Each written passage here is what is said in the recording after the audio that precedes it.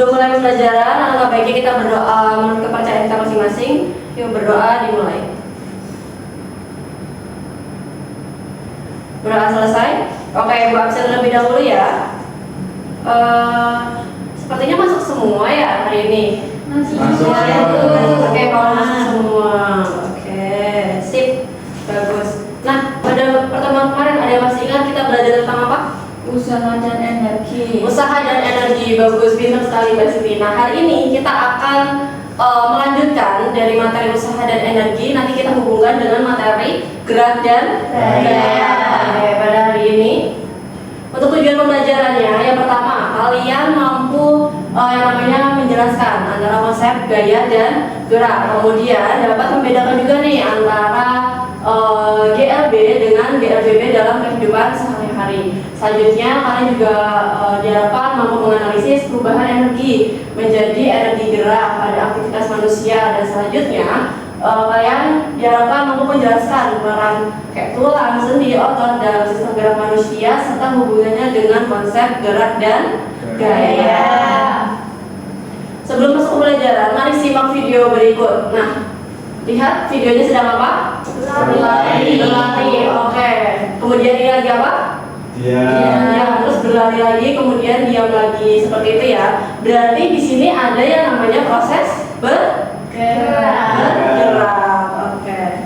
Terus di sini Ibu juga ada video nih. Siswa sedang mendorong, kemudian ada orang sedang mendorong bola dan mobil yang melaju ya. Nah, di sini itu kalian juga bisa melihat bahwa di kehidupan manusia ternyata gerak dan gaya itu sangat berperan ya. Oke, sekarang ayo kita berdiskusi nih. Mengapa sih seseorang itu yang sedang berlari dapat bergerak semakin cepat atau bahkan semakin lambat? Ada yang tahu jawabannya? Karena energi yang digunakan itu bisa semakin cepat. Kalau energi yang digunakan itu banyak, semakin cepat. Tapi kalau energinya kan berkurang, jadi semakin lambat. Oke, bagus sekali jawaban dari Mbak Siti. Tepuk tangan dulu. Nah, yang lain gimana? Ada pendapat lain mungkin dari Mas Ferry? Mungkin kalau gaya yang digunakan semakin kecil itu nanti geraknya Lambat. Oke. besar juga nanti yang geraknya besar. Oke, berarti di sini kita punya dua pernyataan ya. Jadi ketika energinya besar nanti geraknya semakin cepat. Kemudian kalau gayanya besar, dia juga nanti akan semakin cepat gitu ya. Oke, Ibu akan membagi kelompok kalian terlebih dahulu menjadi dua kelompok. Nah, nanti di sini kita akan melakukan investigasi bersama gitu ya, untuk melihat apakah jawaban antara punyanya Mbak Siti dengan Mas Ferry benar atau tidak, seperti itu. Silakan, mungkin ini Mbak Siti sama Mas Ferry berdua, terus Mas Siti sama Mbak. Nah, bisa ya sama-sama. Bisa dilihat di situ ada kegiatan satu, di situ ada narasi singkat. Bisa kalian baca terlebih dahulu. Kemudian nanti di kegiatan 2, 3, dan 4 di situ kalian bisa mengerjakan. Oke, paham?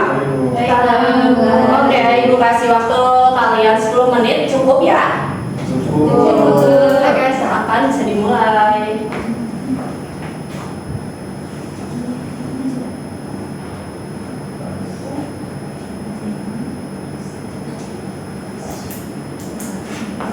Gimana kelompok ini, apakah ada yang kesulitan?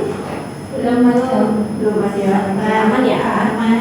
Jangan lupa nanti dikasih nama sama nama kelompoknya ya. Ini kelompok 1, ini kelompok 2. Oke. Di sini juga aman. Atau ada yang ditanyakan? Gampang, Masya Allah, pinter. Memang sih murid-murid Ibu tuh emang bisa dibanggakan banget ini. Oke. Waktunya masih ada 3 menit. Apakah kita bahas sekarang aja atau sudah selesai semua? Belum Bu, kelas sedikit. Oke, ya bisa dikerjakan dulu ya.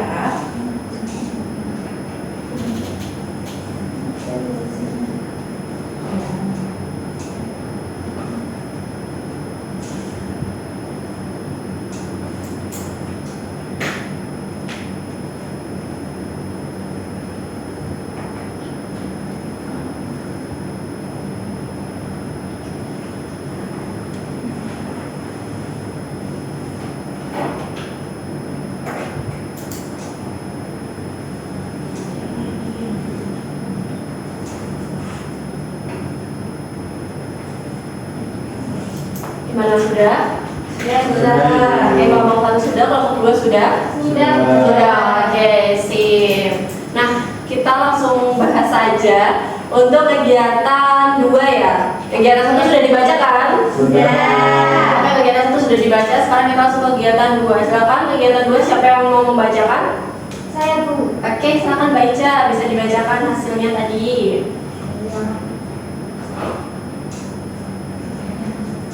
Untuk kegiatan 2 itu yang soal pertama, pertanyaannya mengapa gerakan siswa saat mulai berlari termasuk gerak lurus berupa peraturan? Itu karena gerakan siswa saat memulai berlari itu kecepatan siswa berubah secara teratur dari keadaan diam menjadi semakin cepat. Perubahan kecepatan tersebut terjadi akibat adanya gaya yang dihasilkan oleh otot kaki sehingga tubuh mengalami percepatan tubuh. Terus nomor 2, dari mana energi yang digunakan tubuh saat berlari berasal? Energi yang digunakan tubuh saat berlari itu dari makanan dan minuman yang dikonsumsi, seperti karbohidrat, lemak, dan protein yang diolah melalui proses metabolisme dalam tubuh untuk menghasilkan energi. Kemudian energi digunakan oleh otot untuk berkontraksi sehingga tubuh dapat bergerak dan berlari. Kemudian soal yang ketiga itu bagian apa saja pada sistem gerak manusia yang berperan saat berlari? Itu yang pertama itu ada otot sebagai alat gerak, kemudian tulang sebagai alat gerak pasif yang menjadi penopang dan memungkinkan gerakan. Kemudian ada sendi yang menghubungkan tulang dan memungkinkan terjadi gerakan. Kemudian ada tendon dan ligamen yang membantu menghubungkan otot dengan tulang serta menjaga kestabilan sendi saat bergerak. Kemudian soal yang keempat itu bagaimana hubungan antara gaya, gerak, dan energi dan sistem gerak manusia dalam aktivitas berlari. Itu saat berlari energi yang berasal dari makanan diubah menjadi energi gerak oleh otot. Kemudian otot berkontraksi dan menghasilkan gaya yang bekerja pada tulang melalui sendi. Gaya tersebut menyebabkan tubuh bergerak maju sehingga terjadi gerak. Kemudian energi digunakan untuk menghasilkan gaya. Gaya menyebabkan gerak dan semua proses tersebut melibatkan kerjasama sistem gerak manusia yang terdiri atas otot, tulang, dan sendi. Oke, bagus sekali jawaban dari kelompok 2 ya. Tepuk tangan buat kelompok 2. Oke, lanjut ke kegiatan 3. Silakan siapa yang membacakan? Angkat tangan yuk. Siapa? Oke, Mbak Siti silakan dari kelompok 1. Dari gambar yang tadi kelompok saya amati itu yang pertama saya mengamati perubahan kecepatan saat anak tersebut tadi mulai berlari. Saat mulai berlari itu kecepatan siswa bertambah dari keadaan dia menjadi semakin cepat sehingga mengalami percepatan. Kemudian yang kedua, jenis geraknya itu gerak lurus berubah peraturan dipercepat karena kecepatan bertambah secara teratur. Kemudian yang ketiga, jenis geraknya saat kecepatan sudah tetap itu termasuk gerak lurus peraturan itu karena siswa bergerak dengan kecepatan tetap dan tidak mengalami percepatan. Kemudian keempat, sumber energinya itu berasal dari makanan yang dikonsumsi. Energi kimia itu berubah menjadi energi gerak. Kemudian yang kelima, sistem yang bekerja saat berlari itu adalah sistem gerak manusia yang terdiri atas otot, tulang, sendi.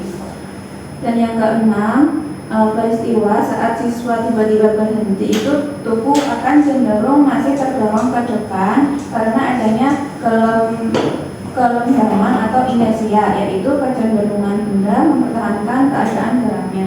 Itu Bu. Oke, sih bagus sekali kelompok 1. Tepuk tangan yuk. Lanjut kita ke kegiatan 4. Silakan. Siapa yang membacakan? Saya Bu. Oke, Mbak Lintang boleh. Monggo. Untuk pertanyaan yang pertama itu jelaskan perbedaan GLBB dan GLB berdasarkan perubahan kecepatan. GLBB itu adalah gerakan yang kecepatannya berubah secara teratur karena mengalami percepatan atau perlambatan. Sedangkan GLB adalah gerakan yang memiliki kecepatan tetap sehingga tidak mengalami percepatan maupun perlambatan. Yang kedua, mengapa tubuh membutuhkan energi saat berlari? Tubuh membutuhkan energi saat berlari karena otot memerlukan energi untuk berkontraksi dan menghasilkan gaya yang digunakan untuk menggerakkan tubuh. Energi tersebut berasal dari hasil pengolahan makanan di dalam tubuh. Yang ketiga, jelaskan peran sistem gerak otot, tulang, sendi saat siswa berlari. Saat berlari, otot berkontraksi dan menghasilkan gaya untuk menggerakkan tubuh. Tulang berfungsi sebagai alat gerak pasif dan penopang tubuh, sedangkan sendi menghubungkan tulang serta memungkinkan terjadinya gerakan. Ketiga komponen tersebut bekerja sama sehingga tubuh dapat bergerak dan berlari dengan baik. Yang keempat, mengapa tubuh tetap terdorong ke depan saat tiba-tiba berhenti? Tubuh tetap terdorong ke depan saat tiba-tiba berhenti karena adanya sifat kelembaman atau inersia. Kelembaman adalah kecenderungan benda untuk mempertahankan keadaan geraknya. Ketika kaki berhenti, bagian tubuh yang lain masih cenderung bergerak ke depan sehingga tubuh terasa terdorong ke depan. Oke, bagus ya, jawabannya keren sekali. Tapi kan oke, selanjutnya akan Ibu verifikasi terlebih dahulu mengenai apa yang sudah kalian sampaikan.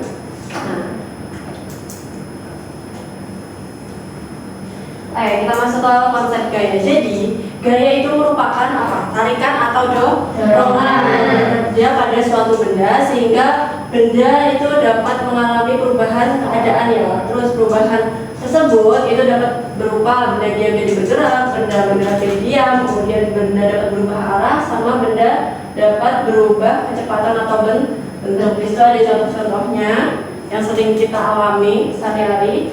Nah, kemudian ada juga gaya sebagai besaran vektor. Gaya sebagai besaran vektor itu ketika gaya memiliki arah ya, memiliki nilai dan arah gitu. Jadi tidak cuma hanya bergerak maju, bergerak mundur, tapi dia itu ada nilainya seperti itu.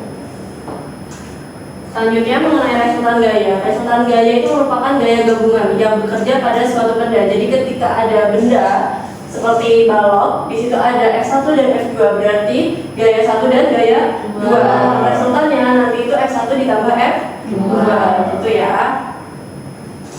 Selanjutnya macam-macam gaya. Nah, di sini kita bisa lihat macam-macam gaya kita hubungkan dengan yang energi tadi ya. Ketika gaya otot, berarti di sini ada otot manusia yang bekerja gitu ya, dari gaya yang dihasilkan oleh tenaga manusia, sehingga gaya otot tersebut dapat yang namanya mendorong meja dan mendorong kegiatan aktivitas manusia lainnya. Kemudian ada yang namanya gaya gravitasi, ada gaya gesek, gaya magnet, gaya gas, dan gaya listrik. Jadi itu gaya itu ternyata seberpengaruh itu terhadap gerak suatu benda di aktivitas manusia gitu ya. Selanjutnya ada konsep gerak. Nah, konsep gerak itu merupakan perubahan posisi atau kedudukan benda terhadap titik acuan tertentu. Nah, bisa dilihat ada mobil di situ ya. Ketika mobil tersebut sampai ke pohonnya atau melewati pohonnya, nah itu bisa dikatakan yang namanya bergerak. Jadi ada titik acuannya, yaitu si pohon gitu. Kemudian nih, suatu benda dapat disebut bergerak apabila kedudukannya berubah terhadap titik acuan gitu. Jadi sebaliknya, jika posisi benda tidak mengalami perubahan terhadap titik acuan, maka benda tersebut disebut benda diam gitu ya. Besaran dalam gerak nanti kalian belajar sendiri saja. Nah, lanjut ke gerak GLB. Jadi apa sih gerak GLB itu? Jadi gerak GLB merupakan gerak lurus beraturan gitu ya, dimana gerak benda berlintasan lurus dengan kecepatan yang konstan atau tetap. Jadi kalau GLB ini bendanya itu nanti menempuh jarak yang sama, tapi waktunya itu konstan gitu ya, atau tetap. Nah, karakteristik GLBB nanti ini bisa kalian baca di rumah dan dipelajari. Selanjutnya ada yang namanya GLBB. Kalau tadi GLB itu dia konstan, kalau GLBB itu kecepatannya berubah secara teratur gitu, sedangkan percepatannya tetap ya. Di sini kalau GLB dipercepat, nah kalau GLB dipercepat maka kecepatannya makin bertambah secara teratur. Contoh mobil bergerak di kecepatan 2, kemudian 4, 6 seperti itu. Terus GLBB diperlambat itu ketika kecepatannya itu semakin berkurang gitu ya. Nah, kaitannya dengan GLB dan GLBB dipercepat itu ketika energi atau gaya yang diberikan itu gimana? Kalau misalkan dipercepat berarti energinya semakin besar, semakin banyak ya. Kalau diperlambat berarti semakin berkurang. Nah, di sini ada perbedaan GLB dan GLBB.